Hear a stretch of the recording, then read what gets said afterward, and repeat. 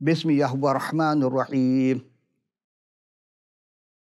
تمام حمد و ستائش اس پروردگار عالم کے لیے ہے جو اس کائنات کا حقیقی خالق اور مالک ہے، اور اس کی مرضی ہے، خواہش ہے، منشا ہے کہ انسان اس تک رسائی حاصل کرے جو کبھی یہ ٹوٹ چکا تھا، اور اس نے اپنے محبت کی خاطر بنی نوع انسان کے لیے ایک ایسے انسان کو بھیجا جو کامل بھی تھا، اور اس کی سفارش یعنی اس پر ایمان لانے سے انسان خدا تک رسائی حاصل کر سکتا ہے۔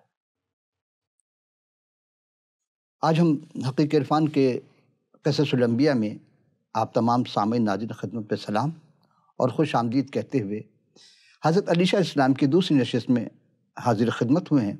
تو آج کا پہلا سوال ہے کہ ہم کس چیز کی اور کس کی مرضی کے طالب ہیں، پر ہمیں اصل میں کس کا اور کس کے طالب ہونے چاہیے؟ عزیزان گرامی قدر، بہت ہی عمدہ اور عارفانہ انداز میں ایک سوال میں دو سوال کیا گیا۔ تو پہلا جز ہے کہ ہم سب کس چیز کی اور کس کے مرضی کے طالب ہیں، یا ہم کس چیز کے طلبگار ہوتے ہیں؟ دراصل ہم اپنے خواہشات میں ڈوب کر فانی اشیاء کے طلبگار ہو گئے ہیں۔ مجھے اس وقت محترم بزرگ جناب رفیع الدین راز صاحب کا کتاب دید خوشخواب سے ایک شعر یاد آ رہا ہے۔ انہوں نے کہا کہ دل کی حریص پھر میری رخت جاں ہوئی، دل کی حریص پھر میری رخت جاں ہوئی، اور ایک وقت کی نماز میری پھر قضا ہوئی۔ عزیزان گرامی قدر، انسان دل کے حس کے ہوا و ہویس میں گرفتار ہو کر اپنے آپ کو بھول جاتا، بلکہ اپنے خالق کو بھی فراموش کر دیتا ہے۔ اور یہیں پہ ہمیں متی رسول کی معرفت لکھی گئی 6 باب کی 33ویں آیت میں ہے، پس کل کے لیے فکر نہ کرو، کیونکہ کل کا دن اپنے لیے آپ فکر کر لے گا، آج کے لیے آج کا ہی دکھ کافی ہے۔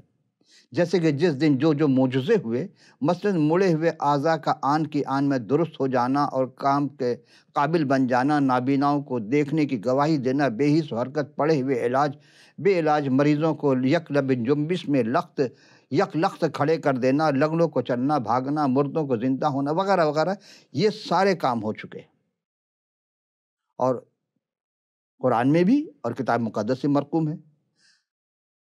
اب ہم یہ غور کریں کہ اس کا دوسرا جز ہے، پر ہمیں طالب کس چیز کے ہونے چاہیے، دنیا کے یا آخرت کے، رب کے یا انسان مخلوق خدا کے؟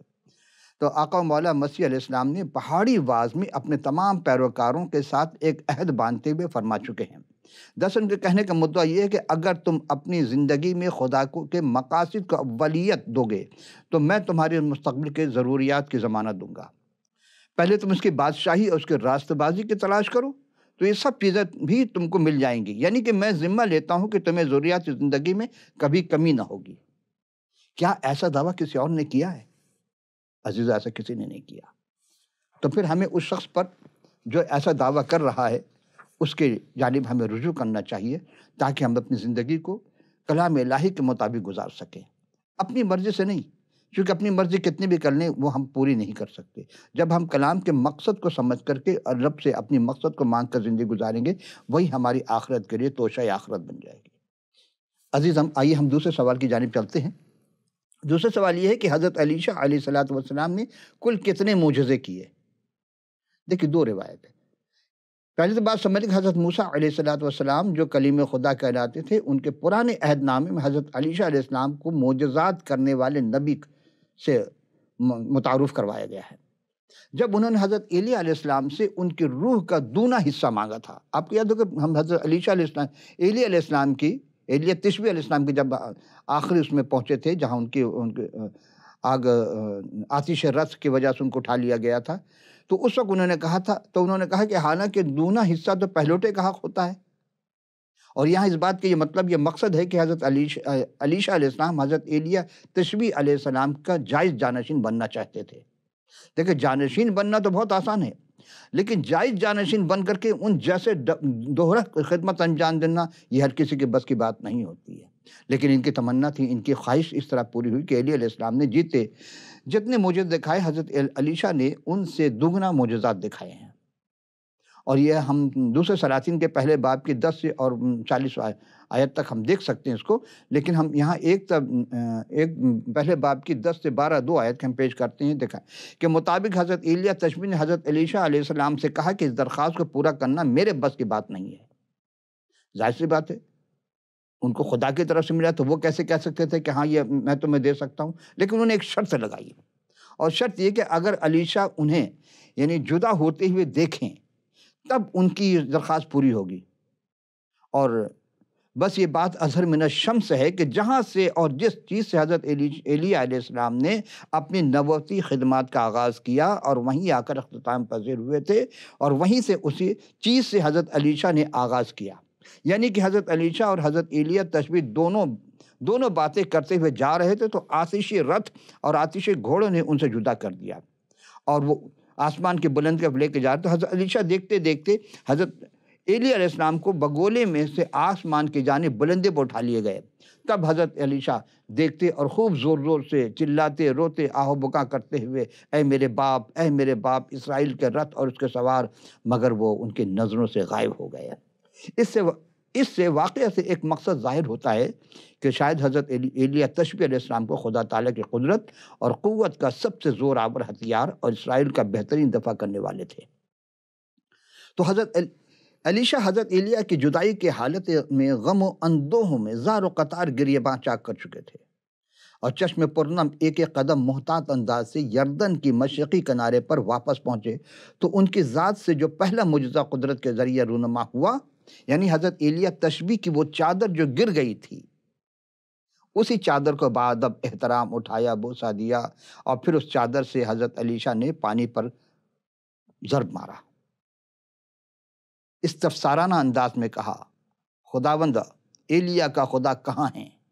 ہمارے بہت سارے بھائیوں کی اذہان میں ایک بات نقش کرتے ہیں کہ اس سوال سے کسی طرح کا شک و شبہات یا بے اعتقادی ظاہر نہیں ہوتی، بلکہ یہ اس حقیقت کو عیاں کرنے کا موقع تھا کہ خداوند متعال نے جیسے حضرت ایلیہ علیہ السلام کے ساتھ تھے ویسے ہی حضرت الیشا کے بھی ساتھ ہیں۔ یہ اصل مقصد تھا۔ جس طرح حضرت ایلیہ نے چادر مارنے سے پانی کے 2 حصے ہو گئے تھے، بالکل اسی طرح ویسے ہی پانی کے 2 حصے ہو گئے اور خشک راستہ بن گیا۔ حضرت الیشا جو تھے وہاں سے دریا یردن کے مغربی کنارے پر چلے گئے، جہاں 50 انبیاء زادے ان کے انتظار میں استقبال کی راہ دیکھ رہے تھے۔ عزیزان گرامی قدر، ان 50 انبیاء زادوں نے دریائے یردن کے پانی کو 2 حصے ہوتے ہوئے دیکھا، تو انہوں نے تسلیم کیا کہ حضرت الیشا فی الحقیقت حضرت ایلیہ تشبیہ علیہ السلام کا جانشین ہیں۔ یہاں پہ خدمت عالی میں ایک بات گوش گزار کرتے چلیں کہ انہوں نے حضرت الیشا علیہ السلام سے مشورہ کیے بغیر حضرت ایلیہ تشبیہ کی تلاش میں ایک ٹیم تشکیل دی، لیکن جیسا کہ انہوں بتایا تھا کہ ان کی یہ کوشش رائے گاہ گئی۔ اس قبح میں یہ تھی کہ یا تو حضرت ایلیہ تشبیہ کو اٹھائے جانے کو نہیں دیکھا، یا پھر اگر دیکھا تھا تو ان کا خیال تھا کہ جیسے پہلے بھی حضرت ایلیہ غائب ہو جاتے تھے اور پھر وقتی طور پر غائب ہونے کے بعد پھر حاضر ہو جاتے تھے، لیکن اب کی بار ایسا نہیں ہوا۔ عزیزان گرامی قدر، حضرت ایلیہ تشبیہ کی خدمت مسلسل معجزات پر مشتمل ہے۔ دراصل خدائے ذوالجلال کا یہ مقصد تھا کہ اسرائیل بت پرستی کو ترک کر کے سچی اور زندہ حقیقی خدا کی طرف رجوع کریں، اور آج بھی خدا کی یہی منشا ہے کہ انسان بت پرستی کو، جو چیز تمہیں یاد الہی سے غافل کر دے وہی تمہارا بت ہے۔ تو ضروری نہیں کہ واقعات جو تاریخی ترتیب سے درج کیے گئے ہوں، حالانکہ پہلا معجزہ کے بارے میں یہ بتایا جاتا ہے کہ حضرت الیشا جو تھے یرہو کے چشمے کے خراب پانی میں نمک ڈالا تھا، اور پھر کبھی اس پانی سے نہ تو زمین بنجر ہوئی اور نہ ہی باعث اموات ہوئی۔ یہ ان کا پہلا تھا، کہتے ہیں، یعنی ایک تو پہلا چادر کا تھا، پھر دوسرا یہ، اور تیسرا یہ کہ یرہو سے بیت اہل کے راہ میں بچھڑے کی پرستش کے ایک مرکز پر چند گستاخ لڑکے حضرت الیشا علیہ السلام کو ملے، جنہوں نے بڑے گستاخانہ انداز میں آپ کو گنجا کہتے ہوئے مذاقاً چیلنج کیا کہ وہ بھی ایلیہ کی طرح آسمان پر چلا جائے، لیکن جب تنگ آ کر حضرت الیشا نے خداوند کے نام سے ان پر لعنت کی تو بن میں سے 2 عدد ریچھنیاں برآمد ہوئی، یعنی جنگل سے، اور ان میں سے 42 بچوں کو پھاڑ ڈالے۔ شاید لوگوں کو خبر نہیں ہے کہ خدا تعالیٰ کے پیغمبر کی بے عزتی دراصل خدا تعالیٰ کی بے عزتی ہے۔ آپ کسی بھی پیغمبر کے شان میں گستاخی نہیں کر سکتے، نہ ان کے ماننے والوں کے لیے، کیونکہ نہیں پتا کب کس وقت عذاب الہی کس کو آپ پکڑے، اور یہ کام ابلیس کرواتا ہے۔ وہ دندناتے پھر رہا ہے کس سے کون سا گناہ کروائے، کس کو پھاڑ کھائے۔ تو عزیزان گرامی قدر، ہم چوتھا معجزے کی طرف چلتے ہیں۔ حضرت علیشہ السلام کا چوتھا معجزہ یعنی معجزانہ طور پر تیل مہیا کرنا۔ بھائی تیل تو بیج سے حاصل کیا جا سکتا ہے، یا زمین سے جو پیٹرول وغیرہ نکالتے، مٹی کا تیل وغیرہ یہ، لیکن بیج سے کھانے کا تیل۔ ہوا یہ تھا کہ ایک دیندار نبی کی غریب بیوہ کو خطرہ تھا کہ قرض کے موذی مرض میں گرفتار ہونے کی وجہ سے عدم ادائیگی کی صورت میں اس کے یتیم بچوں کو غلام بنا لیا جائے گا۔ 10 انبیاء زادوں کے بیویوں میں سے ایک بیوہ نے حضرت علیشہ علیہ السلام سے فریاد کی کہ آپ کا خادم میرا شریک حیات اس کا انتقال ہو گیا ہے، اور آپ کے علم میں ہے کہ آپ کا خادم متقی اور خداوند کو سے ڈرتا تھا، یعنی اس کے کلام کے مطابق زندگی گزارتا تھا۔ سو اب قرض خواہ آیا ہے اور میرے دونوں بچوں کو، یتیم بچوں کو لے جا کر غلام بنا لے گا۔ حضرت علیشہ علیہ السلام نے اس خاتون سے استفسار کیا کہ میں تمہارے لیے کیا کروں؟ اچھا یہ بتاؤ تمہارے گھر میں کیا ہے؟ اب کیا ہے تمہارا، بہت سارے سوالات ہوتے ہیں۔ جواباً اس نے عرض کیا، حضور میرے گھر میں صرف ایک پیالہ ہے جس میں تھوڑا سا کچھ معمولی سا تیل ہے۔ حضرت علیشہ علیہ السلام نے تب اس سے کہا کہ ٹھیک ہے، جاؤ اور اپنے ہمسائیوں سے جس قدر ہو سکے جتنے برتن آریتن یعنی ادھار لے لو، ان سے وقتی طور پر لے لو، مانگ لو، اور لیکن وہ سب برتن خالی ہوں اور بہت زیادہ تعداد میں لینا۔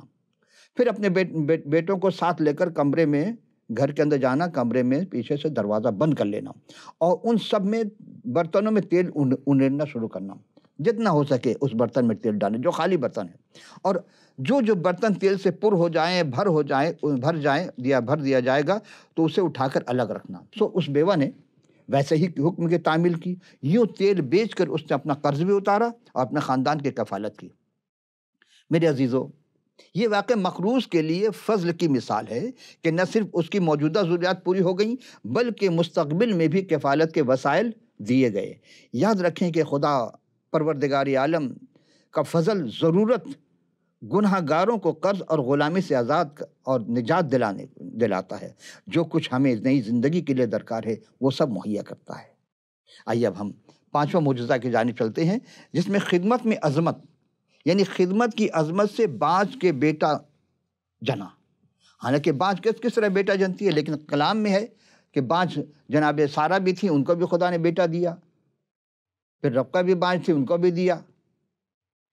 یہاں بھی ہے کہ شونیم کے ایک امیر و کبیر خاتون تھی، شونیمی علاقے کی تھیں، تو حضرت علیشہ کے ساتھ غیر معمولی مہمان نوازی کا اظہار کیا اور خود کو شرف بخشا کہ حضرت علیشہ کو اپنے گھر میں روٹی تناول کرنے پر مجبور کر دیا۔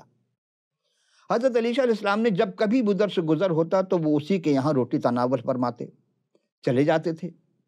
ایک دن اس مالدار خاتون نے اپنے مجازی خدا یعنی شریک حیات اپنے خاوند سے کہا کہ دیکھیے مجھے ایسا معلوم ہوتا ہے کہ یہ مرد خدا جو اکثر ہماری طرف قدم رنجہ فرماتے ہیں مقدس معلوم ہوتے ہیں، کیوں نہ ہم ان کے لیے اوپر چھوٹی سی کوٹری دیوار پر بنا دیں اور ان کے لیے پلنگ، میز، چوکی اور شمعدان لگاتے ہیں، تاکہ وہ جب کبھی ہمارے یہاں قدم رنجہ فرمائیں، مہمان کے طور پر رہیں، یہیں قیام فرما لیا کریں۔ یہاں تک کہ اس نے اپنے گھر کے بالا خانے میں حضرت علیشہ علیہ السلام کے لیے ایک کمرہ تیار کر دیا، اس میں ان کا قیام کے لیے بہترین بستر یعنی پلنگ وغیرہ سے مزین کیا، شمعدان جو بھی ضرورت ہوتی ہے زندگی میں، وہ ساری چیزیں ان کو وہاں بالا خانے میں قیام کیا۔ تب حضرت علیشہ نے اپنے خادم جہازی کے ذریعہ اس شونیمی خاتون کو پیغام بھیج کر بلوایا کہ وہ جو شونیمی خاتون حضرت علیشہ کے حضور آ کر بادب کھڑی ہوئی، تو حضرت علیشہ اس سے وہ خاطب نہیں ہو رہے خاتون سے، بلکہ اپنے خادم سے کہا کہ اس سے استفسار کرو کہ اس نے ہماری اتنی فکر کی۔ حالانکہ دیکھیے یہ تو غیر تھے، لیکن اس امیر زادی، اس امیر خاتون نے ان کی اتنی فکر کی کہ اب ہم اس کے لیے کیا کریں۔ وہ ڈائریکٹ بھی پوچھ سکتے تھے، لیکن اپنے خادم کے ذریعہ پوچھا، کیا تم یہ چاہتی ہو کہ بادشاہ یا فوج یا سردار سے کوئی سفارش کروں؟ یہاں سوال پیدا کہ علیشہ نے خود سوال کیوں نہیں کیا؟ اس لیے کہ شریعت کی روح سے اس وقت اس کا خاوند اس کے ساتھ نہیں تھا۔ تو جب انہوں نے اپنے خادم حجازی کے ذریعے اس کے شونیمی خاتون سے سوال پوچھا تو اس خاتون نے بڑی عاجزی انکساری سے جواب میں عرض کی، حضور والا میں تو اپنے ہی لوگوں میں مطمئن رہتی ہوں۔ اور تیسری بار حضرت علیشہ علیہ السلام نے پھر سوال پوچھا کہ اس کے لیے کیا کیا جائے؟ تب حضرت علیشہ کے جو خادم تھے جہازی، نے عظمت جھک کر اپنے خیال پیش کرتے ہوئے عرض کی کہ سرکار، دراصل واقعی اس کا کوئی فرزند نرینہ نہیں ہے اور اس کی خواہش ہے کہ بیٹا ہو، مگر حضور اس کا خاوند تو ضعیف العمر ہے۔ تب حضرت علیشہ علیہ السلام نے اس سے فرمایا کہ اس کے شوہر کو بلوایا، اور جب انہوں نے اسے بلوایا تو شنومی جو تھی وہ دروازے پر کھڑی ہو گئی۔ پھر حضرت علیشہ نے اسے خوشخبری کی بشارت دی کہ موسم بہار میں وقت پورا ہونے پر تیری گود میں بیٹا ہوگا۔ یہی جملہ جب کبھی حضرت ابراہیم علیہ السلام نے فرشتوں کی خدمت کی تھی، خدا نے وہاں خدمت کی تھی، تو چلتے وقت اس نے بھی یہی کہا تھا، اگلے سال اسی بہار کے موسم میں تیرے یہاں تیرے بیوی سارا جو بانجھ ہے اس کا بیٹا ہوگا۔ یہاں وہی جملہ انہوں نے بھی دہرایا۔ تو سن کر کے سنومی کو شک گزرا، کیوں؟ اس لیے خاوند ضعیف العمر ہے، اور اسی لیے اس نے نبی کے بات کو تمسخر یعنی مذاق سمجھی اور کہنے لگی کہ اے میرے مالک، اے مرد خدا، اپنی لونڈی سے جھوٹ نہ کہیے یا مذاق اور دھوکہ نہ دیجیے گا، لیکن جو کام انسان سے نہیں ہو سکتا وہ کام تو خدا سے بآسانی ہو جائے، بلکہ ہو جاتا ہے، کیونکہ خدا مسبب الاسباب ہے۔ اور پھر حضرت علیشہ کے زبان مبارک سے نکلے ہوئے الفاظ خدا کیوں کر رد کرے گا؟ سو جیسا حضرت علیشہ نے فرمایا، شونمی حاملہ ہو گئی، اور ٹھیک موسم بہار میں وقت پورا ہو گیا اور اس نے ایک بیٹا کو جنم دیا، یعنی بیٹا پیدا ہوا۔ بنجر زمین یعنی موت، بانجھ کوکھ سے جو راہ حق اور زندگی ہے وہ زندگی اور قیامت ہے۔ اسی خدا نے جو زندگی کا منبع ہے زندگی کو پیدا کرتا ہے، مردے سے زندہ کو نکالتا ہے اور زندے سے مردوں کو پیدا کرنے کی قدرت رکھتا ہے۔ یہ خدا تعالیٰ کی ہر ایک فرزند کی روحانی پیدائش کی ایک تصویر ہے اگر انسان غور کرے تو۔ عزیزان گرامی قدر، اب ہم چھٹے معجزے کی جانب جانتے ہیں، معجزہ ششم، یعنی 5 شنیمی عورت نے جس بیٹے کو جنا تھا وہ مر گیا، علیشہ نے اسے زندہ کیا۔ کیسے؟ آئیے ہم دیکھتے ہیں۔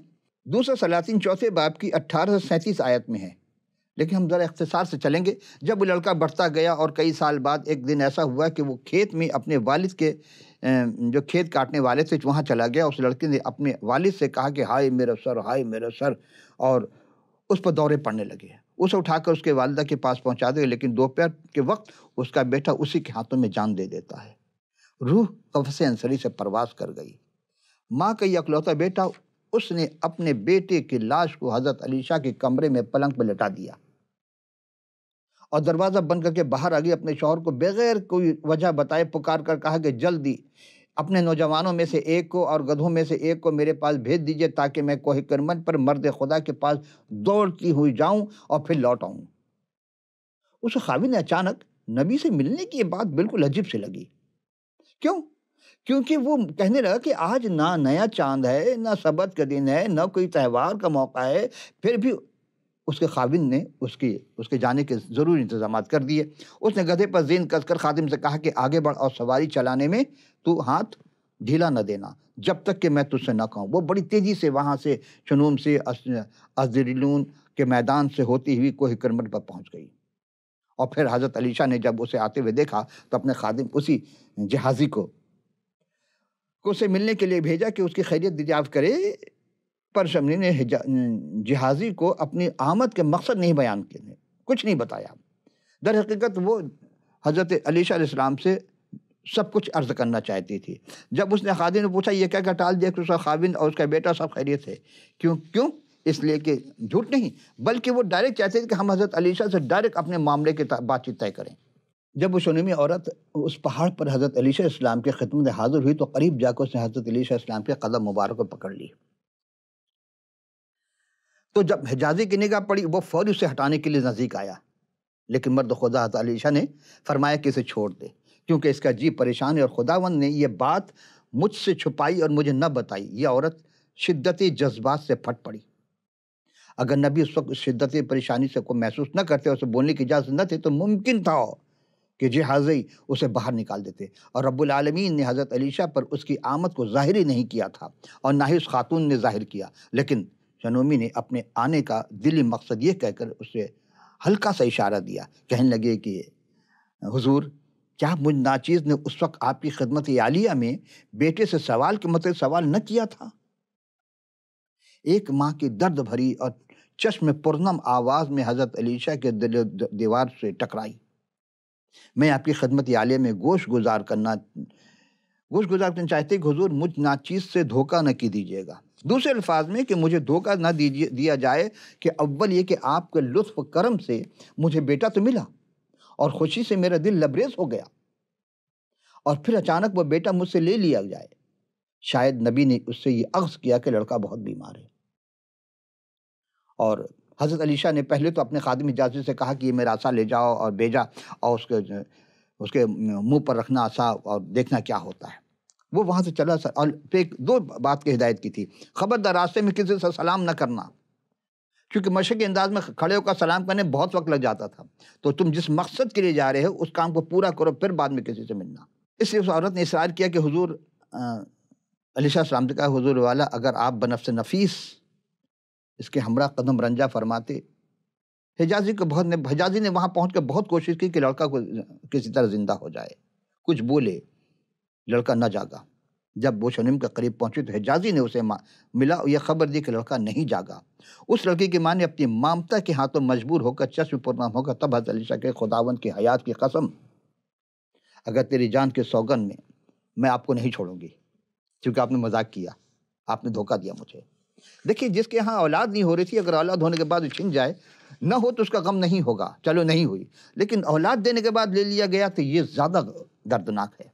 اور یہی تھی کہ تب حضرت علیشہ نے بنفس نفیس خود اس کے کمرے میں گھر میں قدم رنجا فرمایا، دیکھا کہ وہ لڑکا مرا ہوا اس کے پلنگ پر پڑا تھا، سو وہ اکیلے ہی اندر تشریف لے کر دروازہ بند کر لیا اور اپنے آپ کو لڑکے پر پسارا، اس کے منہ اور ہاتھ اور آنکھوں پر آنکھ رکھ کر کے، اس کے ہاتھ پر ہاتھ رکھ کر کے گویا اپنے جسم کی حرارت اس کے جسم میں ٹرانسفر کر رہے تھے کئی، اور دعا بھی کرتے جا رہے تھے، چونکہ نبی نے سکھایا کہ بغیر دعا کے کوئی بات قبول نہیں ہوتی۔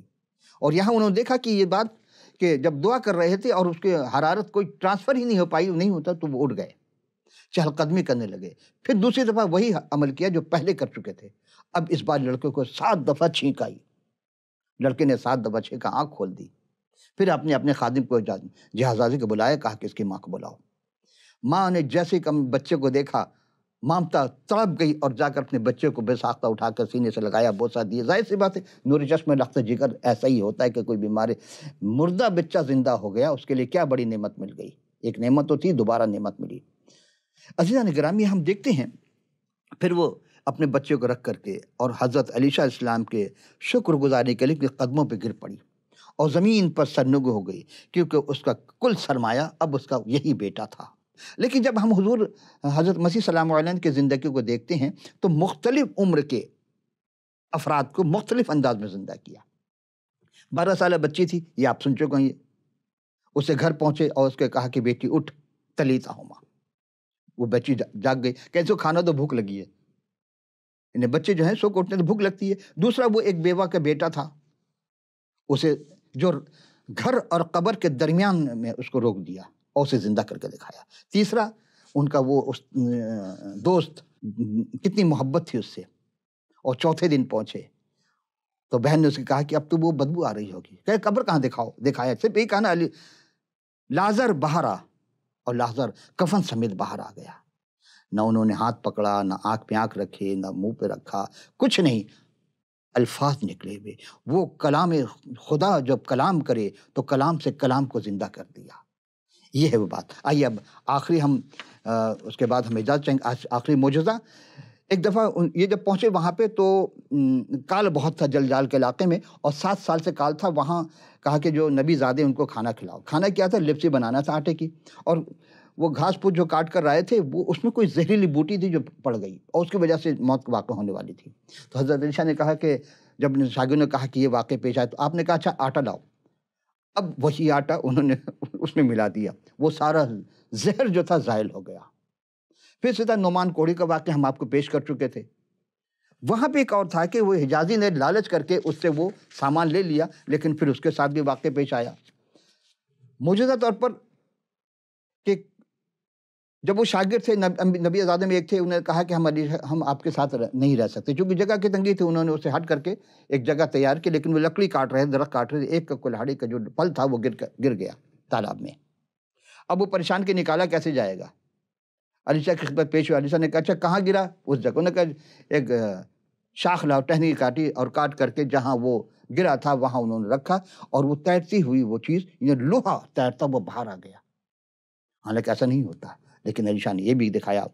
اور جنگی چال تھی ایک دفعہ کہ بہت سارے جو وہ لوگ تھے جل میں، انہوں نے بنی اسرائیل پر حملہ کرنا چاہا اور چاروں طرف سے گھیر لیا.